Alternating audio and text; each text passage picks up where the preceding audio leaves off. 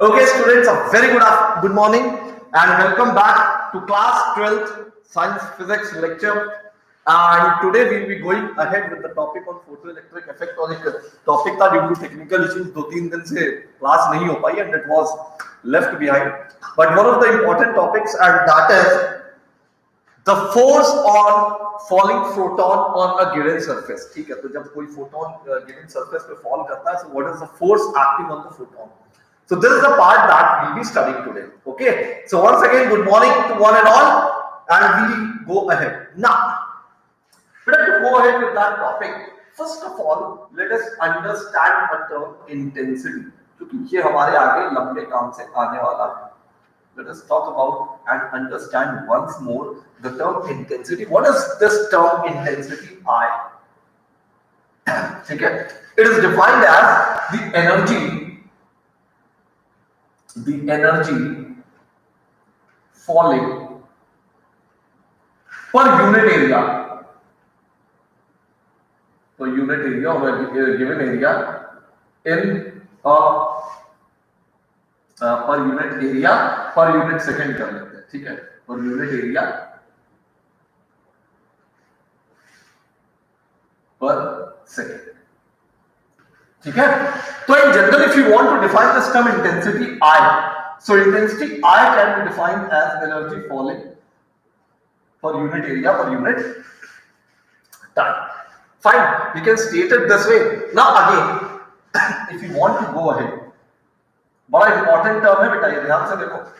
तो energy E, what is the energy E by a single photon? That is given as h into nu. That is given as h into nu. ठीक है, energy E of a single photon would be given as h into nu. ठीक है. So what can you say about the total energy or energy of n photons? Energy of n photons. तो energy of n photons कितनी हो जाएगी बेटा? nh nu. nh nu क्या हो जाएगी? nh nu. So the same statement I can write it as, therefore intensity I is equals to n h nu divided by AT. Okay. So suppose if the intensity and other terms are given and we need to estimate the expression, or we need to go ahead with the expression of the number of photons. So number of photons n can also be written as I A T by h nu. I A T by h nu. Is this part very much clear? Is this part very much clear to all of you? Yes, please. Is this part very much clear to all of you?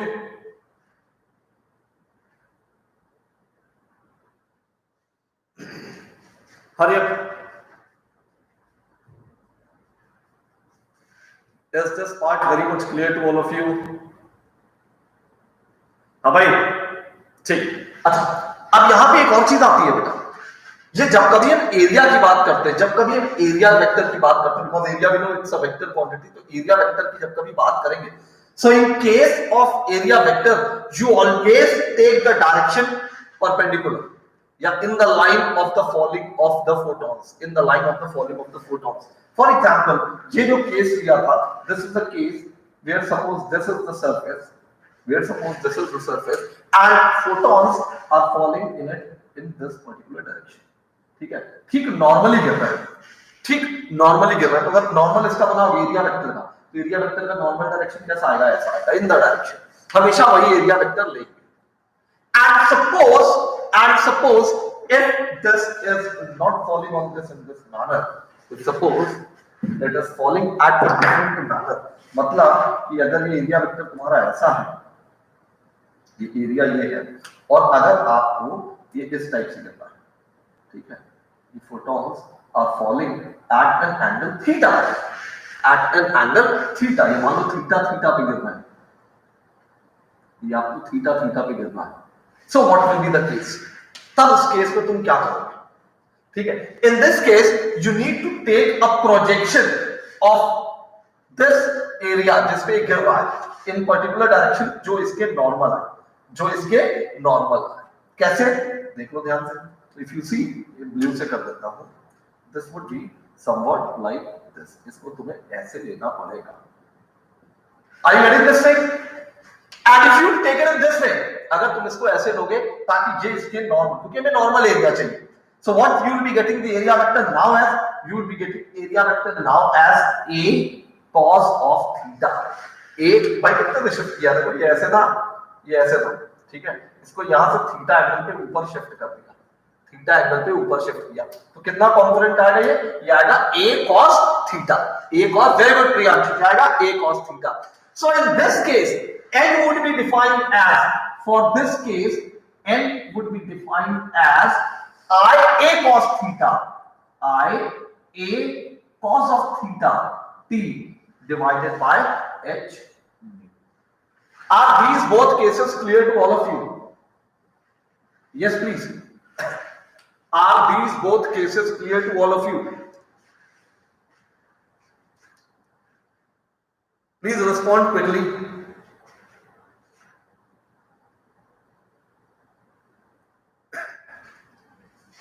Are these both cases very much clear to all of you? Please respond quickly so that we can proceed ahead.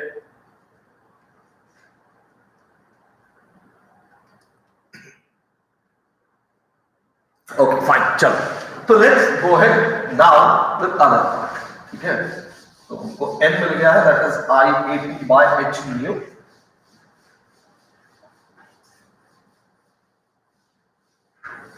Okay. क्या मिला? n number of photons which can be defined as I a t by h. ठीक है. एक ये चीज हमने अभी तक समझ ली और पढ़ ली. So let's go ahead with another part. और another part क्या है कि when the photon falls on a particular surface, so there are three things that go on. ठीक है. अगर मान लो एक कोई particular surface है and the photon or photons are falling on this particular surface, तो तीन टाइप से या तीन प्रोसेस होते हैं. एक प्रोसेस क्या होता है? रिफ्लेक्शन. एक प्रोसेस क्या होता है? रिफ्लेक्शन. एक प्रोसेस क्या होता है बेटा? एब्जॉर्प्शन. एक स्मॉल आर लिख लेते हैं, इसको ए लिख लेते हैं. एंड एक पार्ट होता है ट्रांसमिशन. क्या होता है? Transmission. Reflection, absorption and transmission. ये तीन पार्ट्स होते हैं कि एक बार वो आया फोटोन, कुछ फोटॉन्स रिफ्लेक्ट हो जाएंगे, कोई फोटॉन्स आ रहे हैं वो एब्जॉर्ब हो जा रहे हैं, और कुछ फोटॉन्स आ रहे हैं जो ट्रांसमिट हो जा रहे हैं. तो जब कभी ये केस चलेगा तो इसमें क्या होता है? There is, we talk about power. We talk about power. कैसे पावर की बात करते हैं? देखो, तो पहला पार्ट है इसमें रिफ्लेक्टिंग पावर. क्या? Reflected power. ठीक है. Reflected power. It is defined as the energy reflected, the ratio of energy reflected to the total energy. It is defined as the energy reflected to the total energy, and it is denoted by R, small r.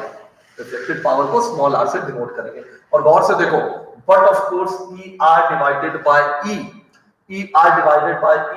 or R will always be less than or equals to 1. 1 से greater हो ही नहीं सकता है. क्यों? क्योंकि जितने photons गिरे उन्हीं की एनर्जी या उन्हीं की पावर रेडिएट होगी, उन्हीं की एनर्जी रेडिएट होगी, उससे ज्यादा तो हो नहीं सकता. So it can not be greater than 1. ठीक है. Clear? Total energy reflected to the total energy incident. Again repeat, total energy reflected to total energy incident. Now talking about absorbed power या absorptive power. It is denoted by energy absorbed to the total energy incident, and this is denoted by E. Energy absorbed to total energy E incident, and it is denoted by A. Now this is also less than or equals to 1. This is also less than or equals to 1. And the third one is transmitted power. Next one is transmitted power. हालांकि ये ज्यादा important case नहीं है जो हम consideration कम लेंगे. That will be energy transmitted to total energy E denoted by P, and this will also be less than or equal to 1. This will also be less than or equal to 1. और एक logic सी बात है, एक logical बात है कि इसकी energy इन्हीं तीन में अज्यूम आइडियल सिचुएशन में की जा रही है कि या तो ट्रांसमिट हुई या रिफ्लेक्ट हुई या एब्सॉर्ब हुई. और अगर तीनों फिनोमेना हुए, अगर तीनों फिनोमेना हुए या तीनों में कोई भी दो हुए या whatever happens, there is one important part that is going to happen every time, that is A plus R plus T will always be equals to 1. इनका सम हमेशा टोटल 1 होगा. क्यों? क्योंकि टोटल सबको ऐड करके देख लो तो ER plus EA plus ET, that will be total energy E. E upon E will be 1. That means the sum of all the reflected, absorptive and the transmitted power will result to 1. ठीक है? Is this part clear? Is this part clear? तो हम चलते हैं force और photon. Clear है? केवल अभी हर बार एक ही एक आंसर आता है. चलो ग्रेट. ठीक है, चलो. Now let's move on to the force acting on the photon in different cases. उसके बहुत सारे केस हैं, सारे केस अपने को करने हैं, बट आई होप इसमें से एक या आधा एक दो तुमको समझ में आ गया तो बाकी सारे तुमको बड़े अच्छे से क्लियर हो जाएंगे. ठीक है, चलो. केस 1, फर्स्ट केस या case when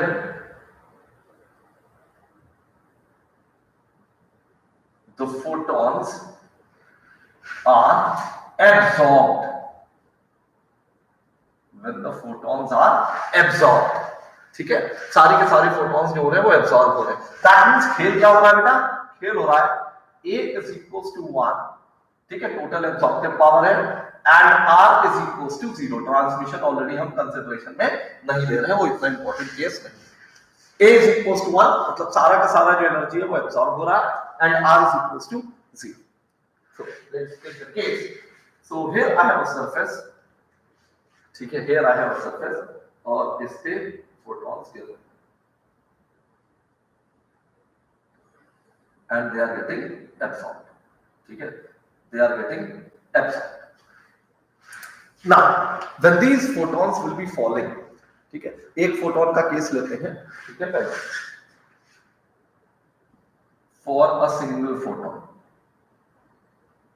for a single photon. ठीक है, what will be the momentum, what will be the initial momentum of the photon जो गिर रहा है? हमको मालूम है, if you remember by de Broglie's hypothesis, what was the wavelength associated? Lambda is equals to h by p. Lambda is equals to h by p. So I can say p is equals to h by lambda. लिख सकते हैं ना, p is equals to h by lambda. तो ये जो initial momentum था जो नीचे की ओर है, ठीक है, नीचे की ओर है, तो नीचे की डायरेक्शन अगर नेगेटिव ले लो, momentum you know is a vector quantity, तो हम लिख सकते हैं initial momentum is minus h by lambda. Yes, I can write initial momentum as minus h by जो गिर रहा है. ठीक, अच्छा, अभी गिर रहा है, गिरने के बाद ये सारा का सारा क्या हो रहा है? एब्सॉर्ब हो जा रहा है. ये सारा का सारा सरफेस में क्या हो रहा है? एब्सॉर्ब हो रहा है, कुछ भी पलट के नहीं जा रहा है. दैट मींस फाइनल मोमेंटम कितना हो जाएगा? 0. फाइनल मोमेंटम कितना हो जाएगा? Final linear momentum would be 0. So therefore change in momentum of single photon will be final momentum minus initial momentum. तो बेटा चेंज इन मोमेंटम क्या मिल जाएगा? 0 माइनस h by lambda. ये डेल्टा p हमें कितना मिल जाएगा? ये मिल जाएगा h by lambda. Let me have the equation number 1. ठीक है, फाइनल मोमेंटम क्या मिल जाएगा अपने को, h by lambda, change in momentum, change in. So now for n photons,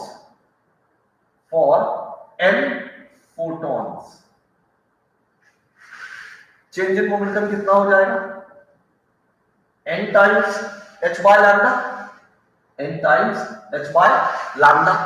और n कितना है, n is having the expression IAT by h, n is having the expression as n is equals to IAT by h nu.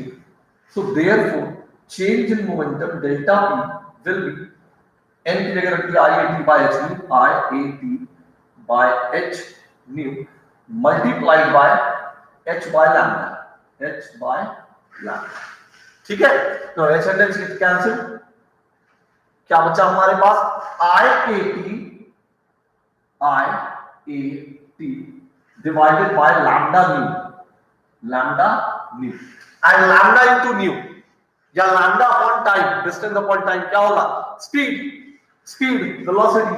So therefore as lambda nu will be equals to c, so hence therefore delta p, change in momentum, will be IAT divided by c, IAT divided by c. ये मिल गया change in momentum. We very well know that force is nothing but rate of change of momentum. We know that force is nothing but rate of change of momentum. So as F is equals to delta P by T, so therefore F will be equals to, यहां से P हट जाएगा और हमको क्या मिल जाएगा, IA by C. IA by C. Okay. So this will be the force acting on a photon which is getting absorbed, देख लो, समझ लो अच्छे से. Is it clear to all of you? Yes, please.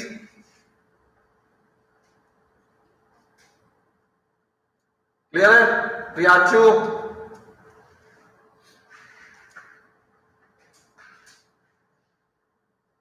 Okay, चलो ठीक है. तो अब आगे बढ़ते हैं सेकंड केस में. तो ये भी लिख लेते हैं कि F is equals to IA. अच्छा, प्रेशर निकालना हो तो pressure is equals to force upon area. अगर यहाँ पे प्रेशर P निकालना हो तो pressure is equals to force upon area. तो प्रेशर कितना आ जाएगा, due to absorption area cut जाएगा, while we just get I by C. ठीक है, चलो. तो ये तो केस हो गया अपना when the photons are getting absorbed, Okay, let's move on to the next case. तो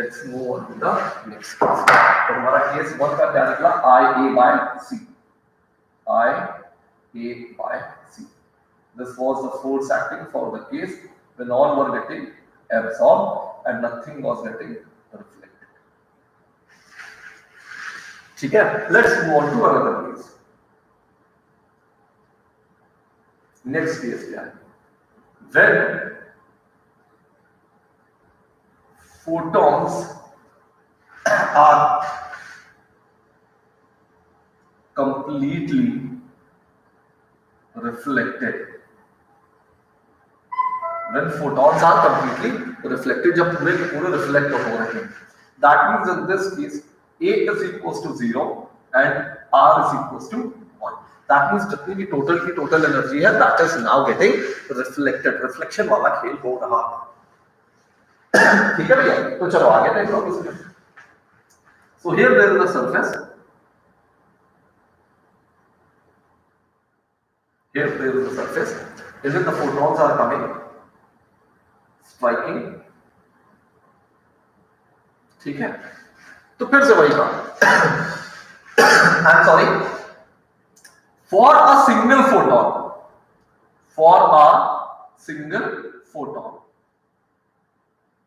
ठीक है, पहले सिंगल फोटोन को लेके काम करें. तो for a single photon initial momentum कितना होगा, इनिशियल मोमेंटम नीचे की ओर आ रहा है -h by lambda. Minus h by lambda. इसको बहुत आसानी से एक और तरीका भी है कि तुम इसको इनिशियल मोमेंटम जो है वो तुम i कैप j कैप के टर्म में लिख लो, जैसे नीचे की ओर है तो ये माइनस j कैप लिख सकते हो, correct, you can do it that way also. तो ये हो गया हमारा initial momentum. What about the final momentum? What about the final momentum? Anybody who can tell me what would be the final momentum, और sign के साथ बताना, sign के साथ बताना what would be the final momentum case we are taking is of reflection. What would be the final momentum? Hurry up. Very good, very good, very good. Plus h y lambda. क्यों? क्योंकि reflect होके ऊपर जाएगा, क्योंकि reflect होके ऊपर की ओर वापस सेम डायरेक्शन में जाएगा। So it will be plus h y lambda. क्या हो जाएगा? Plus h y lambda. So again same process, change in momentum delta p कितना हो जाएगा? Final momentum minus initial momentum. तो चेंज इन मोमेंटम बेटा डेल्टा p कितना आएगा? Final momentum h by lambda minus h by lambda। तो बेटा change in momentum कितना आ गया? I get 2h by lambda। ये लिख देता हूं इक्वेशन 1। ठीक है, ये किसके लिए आया है? सिंगल फोटोन के लिए, सिंगल फोटोन के लिए। देयरफॉर फॉर n photons ये कितना हो जाएगा? Delta p will be n into 2h by lambda, n into 2h by lambda। n हमको मालूम है IAT by h nu, place कर दो n की वैल्यू। तो therefore delta p will be n which is IAT by h nu multiplied by 2h by lambda, 2h by lambda। फिर से यहां पे h और h कैंसिल हो जाएगा, h और h कट जाएगा। लैम्डा इंटू न्यू क्या बनेगा? c as lambda into nu is equals to c। So therefore total change in momentum I get twice of I a t by c। मिल गया? twice of I a t by c। ये आ गया हमारा change in momentum. अब हमको मालूम है as f is equals to change in momentum or rate of change of momentum delta p by t। तो बेटा pt हो जाएगा, pt हो जाएगा और हमको फोर्स मिल जाएगा। क्या मिलेगा हमें? 2ia by c, 2ia by c। And it is very much evident that fr is equals to twice of fa। ये भी देखो, fr is equals to twice of fa। That is force acting on a photon during reflection is twice the force acting on a photon in the case of absorption। Please take a note, please take a note and text fast if you have noted it। जल्दी से बता दो, pressure यहां से आप निकाल सकते हो।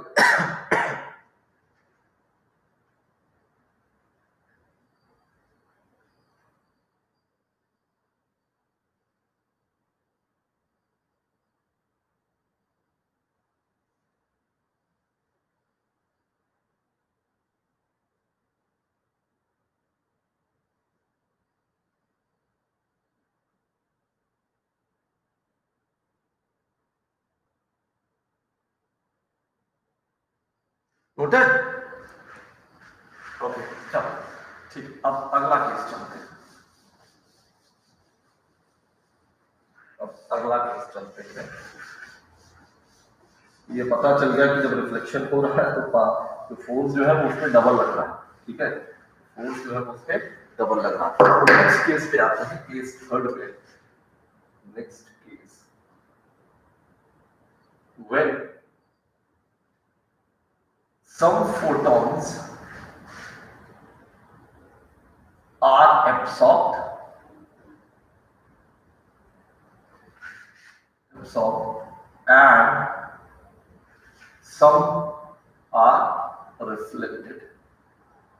and some are reflected that is this time neither A is zero and neither R is zero। अब की दोनों में से कोई भी जीरो नहीं। Sir is this applicable also for both? बेटा I am doing that only. Priyanshu वही बता रहे हैं आपको। Priyanshu I am telling you the same now. The next case is when some photons are absorbed and some photons are reflected same time। Same type में photons आ रहे हैं, कुछ absorb हो रहे हैं और कुछ रिफ्लेक्ट हो रहे हैं। तो इस केस में नेट फोर्स कितना लगेगा? ओके ओके प्रियांशु जी,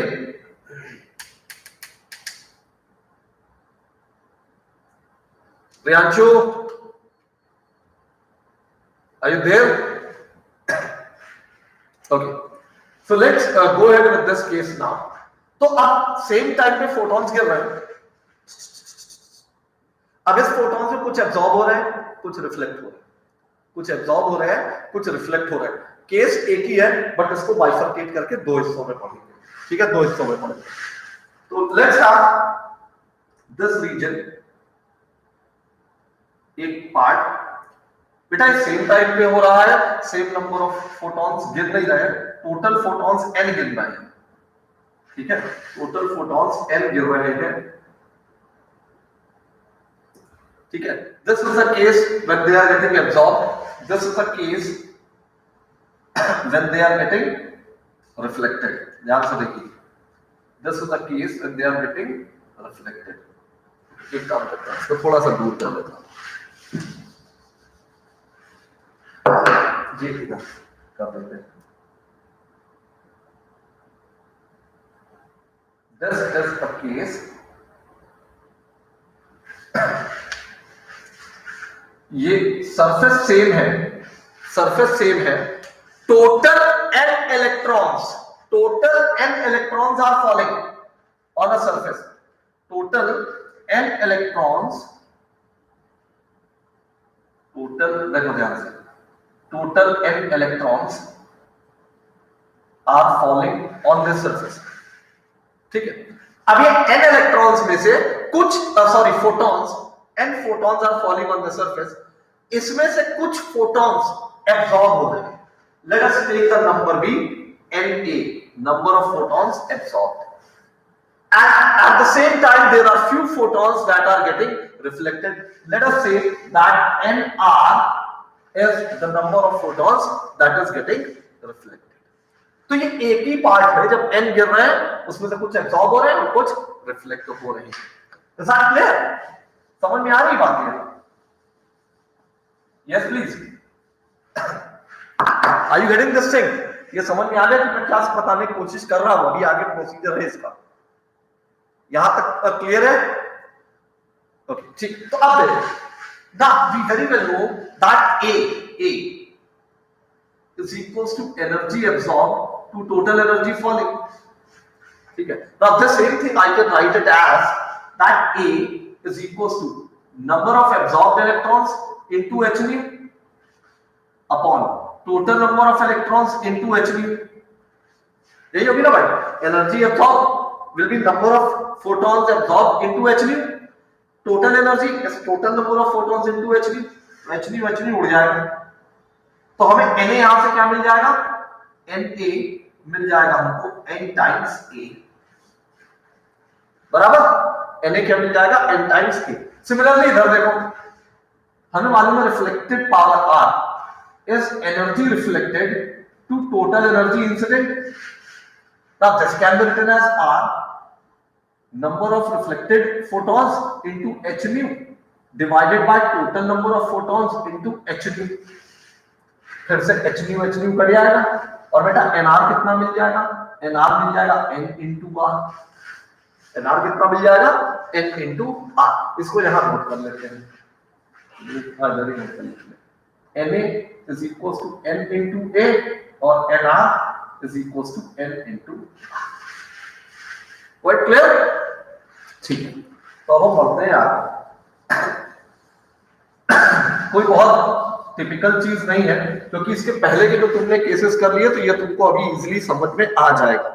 ठीक है, और अच्छा एक चीज और, Na plus nr will be equals to total number of photons n। ये भी हमको क्यों? क्योंकि n photons जो गिर रहे हैं उन्हीं में से कुछ एब्जॉर्ब हो गए और कुछ रिफ्लेक्ट हो गए। ठीक है ना? Okay,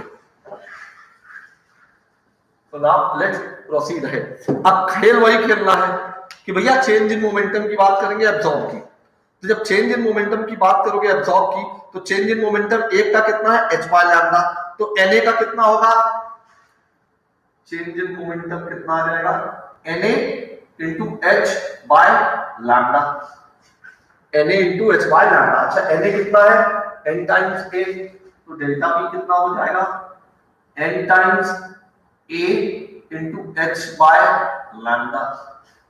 n total number of photons को कैसे रिप्रेजेंट करते हैं, IAT by h nu, as n is equals to IAT by h nu. So therefore change in momentum कितना आ जाएगा बेटा, तो n की जगह पुट कर दिया IAT by h new multiplied by small a multiplied by h by lambda। ठीक है, फिर से h और h कट गया, h और h कट गया, तो क्या मिलेगा अपने को, क्या मिलेगा IAT by लैम्डा न्यू हो जाएगा c, as lambda new is equals to c। तो ये क्या मिलेगा डेल्टा p, हमें डेल्टा p मिलेगा IA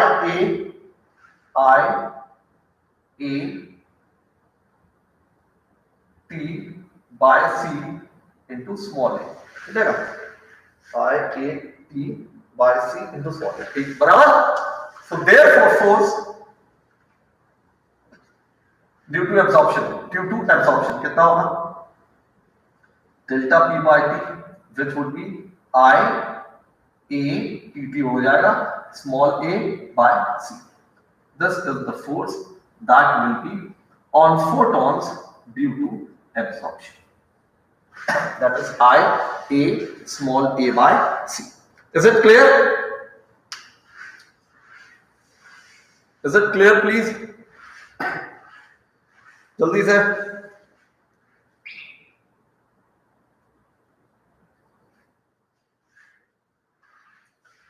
क्लियर है, ओके चलो। सो ये आ गया हमारा IA बाय c, इसको इधर लिख लेते हैं अलग से। तो एब्जॉर्प्शन के लिए आया हमारा F, absorb is equals to IA by c, ठीक है, दैट इज इक्वेशन 1।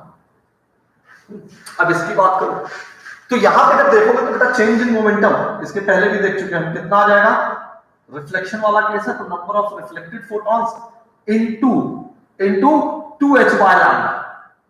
अभी हमने क्या था, रिफ्लेक्टेड के केस में कितना था 2h by lambda, h by lambda, ठीक है, initial final h by lambda, तो h by lambda minus of h by lambda 2h by lambda आया, ठीक है। अब nr कितना है, n into r, इसकी जगह प्लेस कर देंगे, तो delta p will be nr into 2h by lambda, ठीक है। तो ये हो जाएगा delta p is equals to, अब n की value IAT by h new, IAT by h new into r into 2h by lambda, h फिर से कट जाएगा, ठीक है। तो ये हमको डेल्टा p क्या मिलेगा, डेल्टा p हमको मिलेगा 2IAT by c, lambda new again c multiplied by r, ठीक है। तो बेटा force is delta p by t, rate of change of momentum. तो बेटा फोर्स कितना मिलेगा रिफ्लेक्टेड, t हट जाएगा तो 2IA by c r, 2IA by c times r, let this be equation, ये भी हटा दिया लिख लेते, ठीक है, 2IA by c into r। Force due to reflection is 2IA by c multiplied by r, ठीक है, दिस इज इक्वेशन 2, ठीक। अब देखिए ना जो एब्जॉर्ब हो रहे थे फोटोन, तो वो भी सरफेस किधर फोर्स लगा रही थी, ऊपर, सरफेस किधर फोर्स लगा रही थी, ऊपर की ओर लगा रही थी। जो रिफ्लेक्ट हो रहे हैं उस पे फोर्स किधर लग रहा है, ऊपर की ओर लग रहा है। That means F net force is in the upward direction. Net force is in the upward direction. So I can say that F net force on photon will be force due to absorption plus force due to reflection. Force due to absorption plus force due to reflection values place करते हैं तो हमें F net मिलेगा I A by C I A into A by C plus 2IA into R by C. ठीक है, तो इसमें से एक काम करते हैं, हम इसमें से आई ए बाय सी कॉमन ले लेते हैं, आई ए बाय सी। तो बेटा क्या मिल जाएगा, इधर मिल जाएगा A plus 2R, A plus 2R, A plus 2R। और देखो, तो now I can write the same expression as I A by C into A plus 2R को लिख सकते हैं A plus R plus R, A plus R plus R. ठीक है, अच्छा, can anybody tell me for this case what will be the value of a plus r? In this case, what will be the value of a plus r? Very good, Sakshi, great. a plus r पूरा है क्योंकि total absorptive power plus total reflected power कितनी हो रही है 1, क्योंकि ये दोनों फिनोमेना मिलके पूरी एनर्जी दे रहे हैं। So as a plus r is equals to 1, so therefore I will have F net force given as a plus r 1 हो गया I a by c into 1 plus r. This is the net force that will be acting on the photons when few of them are reflected and few of them are absorbed. But पूरा system तुम्हारे लिए समझना इसलिए जरूरी था, I would have just given you the direct expression, but पूरा system समझना इसलिए जरूरी था क्योंकि कोई भी केस इसमें से आ सकता है। और खाली यही नहीं, there are cases in which the surface is not plane, plane in the sense कि वो ठीक नॉर्मली फोटोन्स उस पे नहीं गिर रहे हैं, photons are falling at a particular angle. तो अभी are these three cases very much clear to all of you? Are these three cases very much clear to all of you? Yes, please.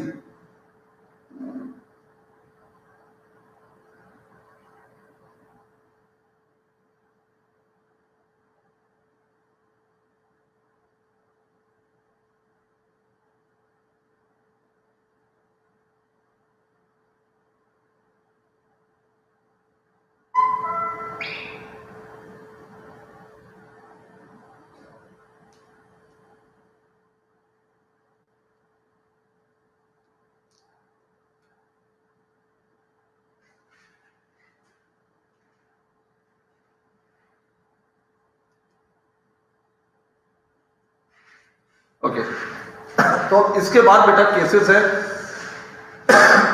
In which angles are involve, I mean to से जिसमें inclination चाहिए, उसमें भी 2 से 3 case है। So that I will be taking in the next lecture so that it is very much clear to you, वरना ये पूरा पूरा जंबल्ड हो जाएगा, because this is for the first time that people are studying this topic. So we'll take a break, we'll stop here, and in tomorrow's lecture remaining 3 cases we'll be finishing. Okay, तो प्रियांशु थोड़ा doubt बेटा आपका clear हुआ force on a falling photon का? Because okay fine, चलो ठीक, so we let the topic here. Thank you very much, enjoy your day, have a nice day, stay safe, stay home and से भारत माता की जय। Thank you.